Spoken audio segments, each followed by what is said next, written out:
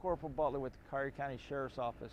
Unfortunately, accidents like this one occur each and every day in Collier County. Our primary concern is for your safety. The proper use of a safety belt is the single most important action one can take to increase their chances of surviving a vehicle crash.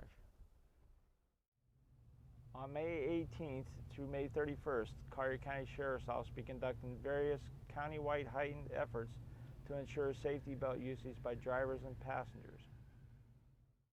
Starting July 1st, 2009, seatbelt violation will be a primary stop. This means law enforcement officers can stop a vehicle for driver or passenger not wearing their seatbelts. And don't forget, your safety is our primary concern.